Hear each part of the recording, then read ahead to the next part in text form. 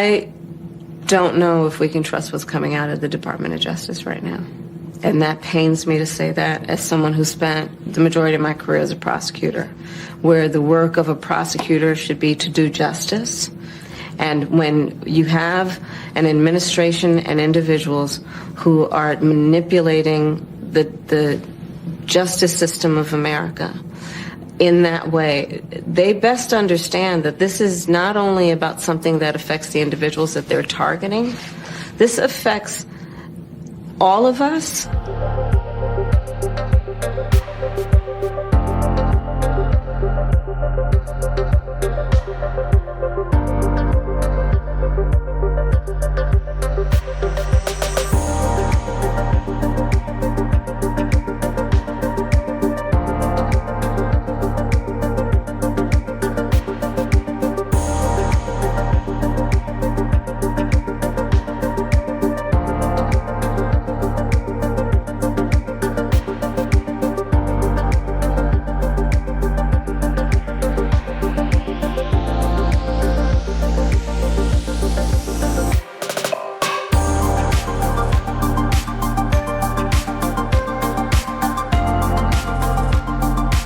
I think he has a vengeance campaign, which is, I think, really exposing the petty nature of who he is and his deep level of insecurity, that he feels that he has to use the power of the federal government and the United States Department of Justice to go after people who have disagreed with him, or as prosecutors who have used a combination of the facts and law to prosecute him.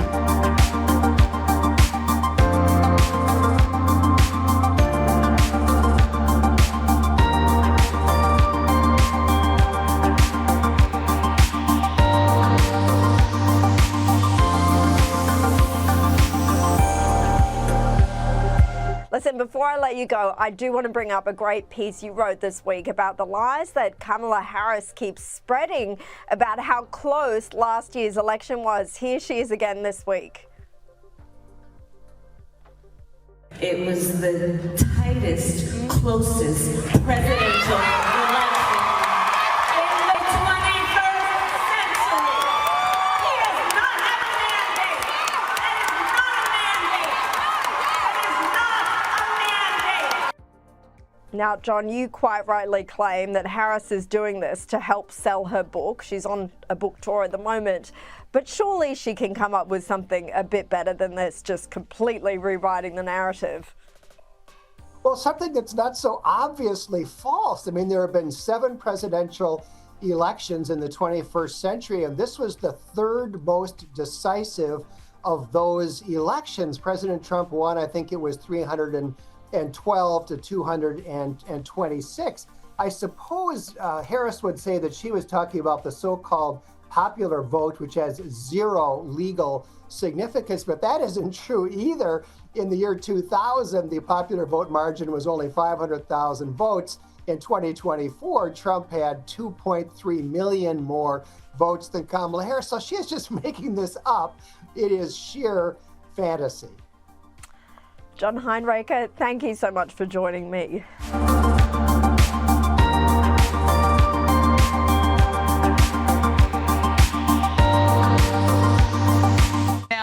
Kamala Harris, she's written a book, of course, 107 Days, about the world's worst presidential campaign.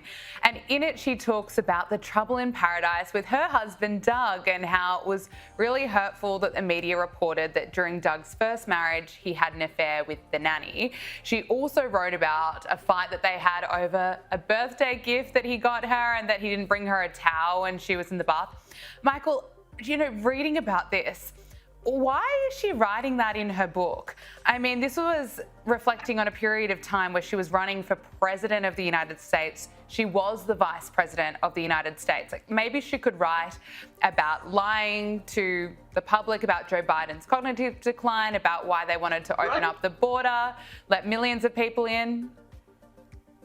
Yeah, talk about policy. Talk about the tough decisions you had to make. Don't go and then my husband wouldn't bring me a towel when I was in the bath. And I was drunk. I shouldn't have been walking around. They're trying so hard to do they're just like us. Oh, she has complaints. Oh, she doesn't like the way he chews. Listen, these are elitist snobs, and it's sad to watch. You don't fit in, you're the weirdo. Yeah. Sorry, Kamala Ding Dong.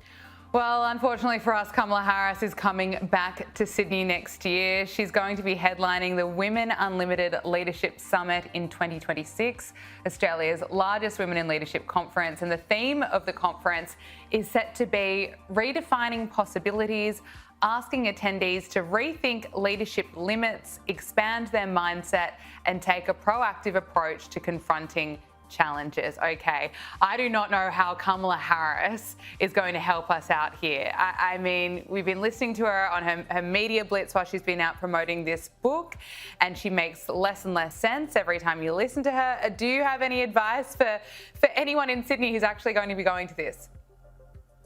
First of all, stay away, Sydney. And if you guys could do us all a favor and pop the tires on the plane, you guys, if you could just keep her down there, that would be great. Let her try some of the wonderful Australian wines. You guys have a lovely variety of wine. I think she wants to try them all. She's going to Australia, and she's going to be in a studio, and people can only watch via Zoom. Like, how smart is that? You're going to fly to the other side of the globe to do a Zoom call. Yeah, we've already had her. She was out earlier this year, I think it was, and then back in February. Enough. I think we've had enough.